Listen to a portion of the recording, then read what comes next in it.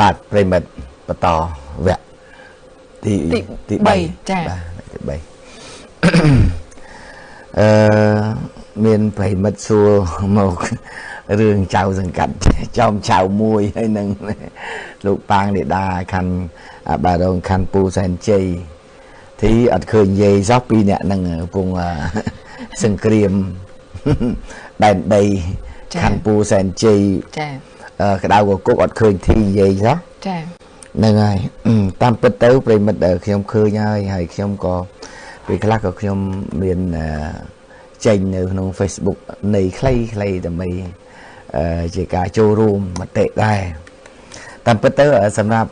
ជាទស្សនៈរបស់ខ្ញុំវិញខ្ញុំឃើញរឿងរ៉ាវដែលកើតឡើងអញ្ចឹងណាចាចៅសង្កាត់ចោមចៅមួយហើយនឹងលោកប៉ាងនេដាអបារងខណ្ឌពូសែនជ័យចារឿងហ្នឹងបើសិនជាយើងមើលរឿងនឹងឲ្យជុំរឿងនេះគឺជារឿងកែលម្អកំណែតម្រង់រដ្ឋបាលសាធារណៈភូមិឃុំស្រុកខណ្ឌខេត្តក្រុងបាទជារឿងកំណែតម្រង់ហើយត្រូវយករឿងនឹងមកធ្វើជាមេរៀនមួយបាទសម្រាប់ខ្ញុំបាទធ្វើជាមេរៀនមួយទី1យើងត្រូវមើលត្រូវចែកអោយដាច់ហើយយកភាពយុត្តិធម៌ឲ្យបានស្មើភាពគ្នាកម្លាភាពខឲ្យដឹងខុសត្រូវឲ្យដឹងត្រូវបាទហើយត្រូវតែធ្វើព្រោះនេះគឺការងារមន្ត្រីរាជការបាទសម្រាប់ខ្ញុំចង់ឲ្យរដ្ឋបាលសាលារាជធានីភ្នំពេញលោកទៅកែតម្រង់ហើយធ្វើឲ្យខណ្ឌផ្សេងទៀតនឹងមើលអនុវត្តតាមគំរូកែតម្រង់តាមនឹងចា៎បាទព្រោះឥឡូវលោកប៉ាងនេដាភាគរយដែលប្រជាពលរដ្ឋទទួលស្គាល់គាត់ក្នុងការរៀបចំសណ្ដាប់ធ្នាប់សាធារណៈ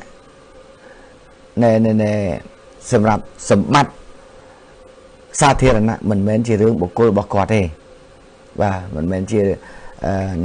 ទ្រព្យសម្បត្តិឯកជនភាពគាត់ទេបាទប៉ុន្តែលោកចៅសង្កាត់នៅពេលដែលគាត់ប្រតិកម្មនឹងប្រតិកម្មយ៉ាងម៉េចយកអានឹងមកប្រៀបធៀបគ្នាហ្នឹងហើយប្រៀបធៀបទៅផ្ទៀងផ្ទាត់ទៅតែប្រតិកម្មរបស់គាត់ត្រូវឲ្យអត់បាទសមហេតុផលឲ្យអត់ហើយតើលោកប៉ាងនេដាពេលនោះគាត់ប្រើពាក្យសម្ដីទៅលើចៅសង្កាត់ហ្នឹងកម្រិតធ្ងន់ធ្ងរបែបណាយកអានឹងមកប្រៀបធៀបរួចហើយយើងវិនិច្ឆ័យចា៎ហើយខ្ញុំឃើញលោកចៅសង្កាត់ចៅមួយមកក្នុងពេលវេលាដែលគាត់ឡាយដែលយើងចាត់ទុកថាដូចជាគាត់ស្វឹងខ្លះផងក៏មិនដឹងចា៎ពាក្យពេចន៍ដែលគាត់ឡាយពេលនោះយើងឃើញថាវាអាចធ្វើឲ្យការចងក្រងឯកសារបទល្មើសមួយអាចដាក់បន្ទុកគាត់បានដោយសារតែពាក្យពេចន៍នោះហាក់បីដូចជាការគំរាមទៅលើបុគ្គលណាម្នាក់ចា៎បែបន័យថាបើឯងបានសុខអញក៏មិនអោយឯងសុខដែរចា៎បើងាប់អញក៏បានបូជាជីវិតរួចជាស្រេចហើយប្រាប់ប្រពន្ធកូនអញហើយអស់ហើយមិនចឹងន័យក៏ទៅអញ្ចឹងបាទន័យគឺចឹងបាទអញ្ចឹងក្នុងនាមអ្នកដឹកនាំមូលដ្ឋានមួយក្រុមប្រឹក្សាឃុំសង្កាត់មួយបើសិនជាឧទាហរណ៍ខណ្ឌទៅធ្វើការងារអីមួយប៉ះពាល់គាត់មានអីក្រៅពីបំភ្លឺពន្យល់ថានេះលោកឬក៏មេ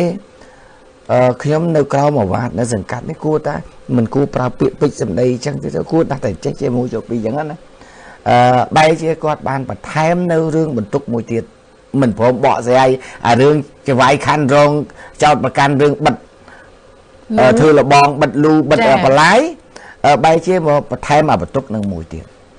អញ្ចឹងគឺចាត់ទុកថាធ្វើជាមេដឹកនាំកម្រិតភូមិឃុំមានសុវត្ថិភាពអត់បានទេ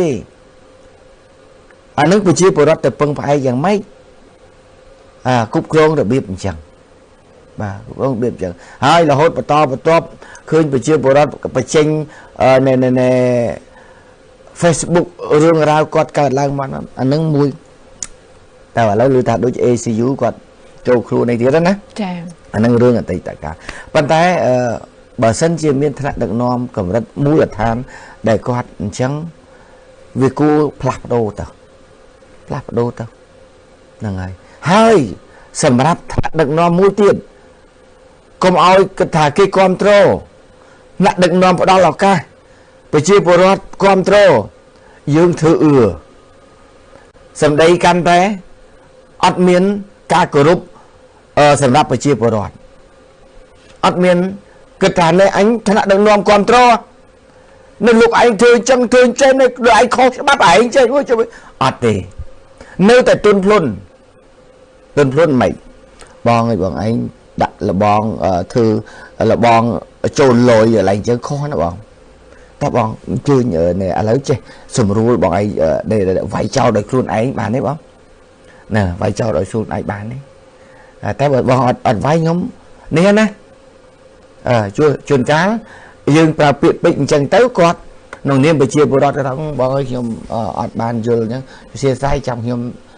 វាយអីចឹងទៅចាប៉ុន្តែដល់ពេលយើងឃើញតែគាត់ខុសហើយសាប់តែគាត់ឯនេះមានអាញាមានអ្នកថាដាវអាញាសឹកស្រាច់ហើយឬក៏ហៅថាញញូមាសរួចស្រាច់ហើយហែងអញហែងអានឹងវាទៅជាអត់សុជីវធម៌ក្នុងការគ្រប់គ្រងភូមិឃុំរបស់ខ្លួនទៀតដែរអានឹងអញ្ចឹងប៉ុន្តែអត់ទេគ្រប់គ្រងសកម្មភាពហ្នឹងប៉ុន្តែឲ្យមួយទៀតសម្ដីសម្ដៅទៅនៅតែទុនភ្លុនទោះបីថ្នាក់ដឹកនាំគ្រប់គ្រងកម្រិតណាក៏ដោយនៅតែទុនភ្លុនជាមួយនឹងប្រជាពលរដ្ឋព្រោះគេចាត់ទុកថាយើងក្នុងនាមថ្នាក់ដឹកនាំមួយនៅក្នុងមូលដ្ឋានគេចាត់ទុកថាមានចំណេះដឹងយ៉ាងហោចផុតខ្ពង់ខ្ពស់ជាងប្រជាពលរដ្ឋមួយចំនួនចា៎មិនថាប្រជាពលរដ្ឋទាំងអស់សិតតែអត់មានចំណេះដឹងដល់ទេពលរដ្ឋខ្លះមានចំណេះដឹងលើសអាជ្ញាធរមូលដ្ឋានផងប៉ុន្តែចង់និយាយថាភាគរយប្រជាពលរដ្ឋខ្លះគាត់នៅមិនទាន់យល់បានទលំទលាយទៅអញ្ចឹងគិតថាគាត់អាចខ្លះយល់ខុសអញ្ចឹងទៅអញ្ចឹងបានថាសូមឲ្យបន្ទន់បន្ថែមលោកប៉ាងនេះដែរខ្ញុំឃើញសម្ដីសម្ដៅគាត់ខ្លះពេលវេលាខ្លះខ្ញុំឃើញគាត់ច្រឡោតពេលទៅប្រជាពលរដ្ឋគាត់នេះណាចាខ្ញុំថាហ្នឹងហើយខ្ញុំថាគាត់ដឹងតែខុសហើយប៉ុន្តែដាឯងនិយាយតាមពិតគាត់ក៏ចិត្តដិតមកខ្ញុំដែរដាឯងខ្ញុំជាផ្ញើសារ private ដាឯងមើលដឹងថាគាត់ខុសហើយដាឯងទៅថែមលុតថែមឲ្យថែមដល់គាត់កំពុងតែទុនភ្លុននឹងនោះអត់ចេញមួយចុះពីអានឹងកាន់តែយូរគេថាគេសម្ដីដូចលឺជាងមុនណាសម្ដីដូចថ្លោសជាងមុនណាអានឹងគេអាចវាយតម្លៃទៅចឹងចាប៉ុន្តែអត់ទេសកម្មភាពដែលគាត់ធ្វើគឺប្រយោជន៍សាធារណៈចំតួចាប៉ុន្តែមានករណីខ្លះក៏អញ្ចេះដែរប្រជាពលរដ្ឋខ្លះពេលដែលគាត់អត់ទាន់រៀងឡើងតម្លើងសម្ដីក៏ប្រជាពលរដ្ឋខ្លះរៀងខ្លាំងដាក់គាត់ដែរចឹងទៅអានឹងវាទៅឡើងតាមខ្យល់យ៉ាងសំតង់គ្នាចឹងអត់អីទេចាកុំឃើញគាត់ទុនហើយប៉ុន្តែយើងថែមចឹងបើគាត់ថាឃើញគាត់នេះខ្ញុំបើចឹងខ្ញុំយកច្បាប់មកអនុវត្តចាអានឹងទៅចាបើបងនៅរឹងទៅទឹកខ្ញុំយកច្បាប់មកអនុវត្តណាបាទពួកបងដឹងខុសហេចាអាហ្នឹងយើងចេះធ្វើចឹងហើយដើម្បីកុំឲ្យគេថាបានឋានៈដឹកនាំគ្រប់គ្រងបានសម្លេងពលរដ្ឋគ្រប់គ្រងជនសັບតែយើងកាន់តែសម្ដីថ្លោសអាហ្នឹងកុំឲ្យគេយកអាហ្នឹងមកប្រើហើយមួយទៀតវាងាយណាស់ប៉ះណាស់ជាមួយនឹងមន្ត្រីមួយចំនួនដែលគាត់អសមត្ថភាពធ្វើអត់បានគេចំណែនទៅទៀតចាចាំចាប់កំហុសគាត់ម្ដងតែបើចំណែនប្រភេទនោះប្រជាពលរដ្ឋដែលគេគ្រប់គ្រងគេអត់គ្រប់គ្រងអ្នកចំណែននឹងទេគេវាយថែមនៅនឹងគេវាយអ្នកចំណែននឹងថែមនៅនឹងខ្លួនឯងធ្វើមិនកើតទៅចំណែនគេមិនចឹងតែខ្ញុំមើលឃើញតាមខណ្ឌមួយចំនួនដូចយប់មិញខ្ញុំមើលឃើញជាវាយខេត្តកំពង់ស្ពឺចាយាមចន្ទភ័ណ្ឌចាគាត់ថាមើលដែលតាក់ទងជាមួយនឹងរឿងចាំផ្លូវយកចំណីផ្លូវធ្វើអាជីវកម្មយកចំណីផ្លូវធ្វើកម្មសិទ្ធិអស់លោកតាមមូលដ្ឋានជួយមើលអានឹងផងទៅធ្វើការងារអស់នឹងទៅមើលឲ្យមានតាំងនេតា 2-3 អ្នកមើលចា គាត់លើកឡើងសម្រាប់កំពង់ស្ពឺនឹងឲ្យកំពង់ស្ពឺចាឥឡូវសុំកូពីប៉ាងលីដា2 3នាក់នៅកំពង់ស្ពឺចឹងបានជាអានេះពេលខ្លះកុំឲ្យភ្លេចខ្លួនចាឃើញគេសរសើរឃើញគេឲ្យតម្លៃឃើញថ្នាក់ដឹកនាំនៅលើកទឹកចិត្តឲ្យបានសរសើរកុំឲ្យភ្លេចខ្លួនស្រាប់តែអញមានហើយមានក្រោយខ្នងហើយមិនខ្ចីខ្លាចឯណាទេឯងទៅដឹងអានឹងទៅវិញហើយចាវិលត្រឡប់ទៅរកសុខកំណើតធម្មជាតិវិញហើយចាបាទអានឹងយើងនិយាយការពីហើយឲ្យនិយាយនេះគឺអត់មាននិយាយក្នុងការចំណែនក្នុងនិយាយថារិះគន់ដើម្បីកុំឲ្យបុគ្គលនឹងធ្វើអត់ទេការពីខ្លាចវាកំពុងតែដើរល្អវាធ្លាក់ទៅអាផ្លូវនងវិញធ្វើឲ្យគេវាតម្លៃមានអ្នកដែលគេដោយលោករដ្ឋាភិបាលលើកឡើងមុនហ្នឹងអញ្ចឹងមានអ្នកគេចាំស្អប់គេចាំចាប់អានឹងយកមកជន់តែម្ដងមិនខ្វះទេយេអស់ខណ្ឌគេផ្សេងដែលគេធ្វើអត់បានចាធ្វើអត់បានខឹងលោកប៉ាងលីដាអីដូចអស់ចាតែឯងមកអីខ្លាំងតែឯងចាឃើញទេចាខ្ញុំជួបឲ្យមានមិត្តភក្តិមួយហ្នឹងអានោះវាដូចខ្លាំងណាស់ឯងក៏ចិត្តតែទៅសារវាចិត្តដិតទេណាឯងក៏មានចិត្តថាឯងធ្វើអត់បានដូចគេឯងក៏មួយនិយាយចឹងខុសកុំថាគេខុសឯងខុសឯងលុបថែមតាគេធ្វើបានណាចាគេធ្វើបានបាទហៅបុលលោករដ្ឋានិយាយដើមលោកប៉ាងលីដាតែមានណាទៅបោះលោករដ្ឋាវិញបាទអញ្ចឹងខ្ញុំនេះគ្រាន់តែថាអ្វីដែលខ្ញុំមើលឃើញរឿងរ៉ាវហ្នឹងគឺជាកំណែតម្រង់នៃសាធារណៈភូមិឃុំសុខខណ្ឌចាបាននេះអាហ្នឹងដែលថ្នាក់ដឹកនាំគាត់យកអាហ្នឹងធ្វើជាកញ្ចក់ឆ្លោះយកធ្វើជាកញ្ចក់ឆ្លោះបានយកធ្វើជាសាលាបានចាបាទអត់ទេរឿងចឹងកើតឡើងចឹងបានថាស្អីក៏ដោយកើតឡើងដូចច្បាប់យើងច្បាប់ទន្ទឹមច្បាប់កើតឡើងតើតបាត់ល្មើសកើតមុនចាបាទបានយកច្បាប់នោះមកចែងចងជាមួយនឹងបាត់ល្មើសហ្នឹងឲ្យមានមាត្រាដើម្បីចងទៅលើបាត់ល្មើសហ្នឹងបាទហ្នឹងចឹងតាធ្វើបានដឹងមានកំហុសខុសនឹងត្រូវបើអត់ធ្វើសោះមិនទៅរកកំហុសឃើញអាហ្នឹងយើងនិយាយឲ្យអស់ចឹងបាទចឹងធ្វើទៅក្រុមប្រឹក្សាឃុំសង្កាត់ត្រូវបោះឆ្នោតមានអាណត្តិឥឡូវ2027បានបោះឆ្នោតក្រុមប្រឹក្សាឃុំសង្កាត់មិនចឹងខែ6ថ្ងៃទី6ខែមិថុនាចាបាទអញ្ចឹងមានអាណត្តិប៉ុន្តែសម្រាប់ឃុំសង្កាត់ដែលបោះឆ្នោតដោយសម្លេងប្រជាពលរដ្ឋថាតើដកបានអត់បាននៅគ្នានឹងឲ្យទៅខុសសួងម៉ាតីចាត់ចែងទៅចាមិនដែលប្រជាពលរដ្ឋបោះឆ្នោតឲ្យហើយប៉ុន្តែគឺធ្វើខុសជាមួយប្រជាពលរដ្ឋដកអត់បានប្រជាពលរដ្ឋលេងពេញចិត្តបាត់ហើយដោយសារគាត់ពីមុនពេលបោះឆ្នោតគាត់សន្យាថាធ្វើចេះធ្វើចុះឲ្យទីបំផុតពេលបោះឆ្នោតជាប់ស្រាប់តែគាត់មានតែគៀបពលរដ្ឋថែមសេវាធ្វើអីតិចតួចបង់ប៉ុណ្ណេះបង់ប៉ុណ្ណោះឥឡូវឃើញចូលដល់រឿង ACU អង្គេតចាអង្គេតអញ្ចឹងសម្រាប់អារម្មណ៍របស់ខ្ញុំក្នុងនាមអ្នកព័ត៌មានខ្ញុំថារឿងនេះជារឿងកំណែតម្រង់ល្អសម្រាប់មូលដ្ឋានហើយថ្នាក់មូលដ្ឋានដែលគាត់ធ្វើមិនបានល្អបម្រើប្រជាពលរដ្ឋមិនល្អដូរទៅផ្លាស់ប្ដូរទៅបាទមិនចង់ឲ្យជាប់គុកជាប់ច្រវាក់អីទេតែដូរទៅចាបើអត់សមត្ថភាពដូរទៅ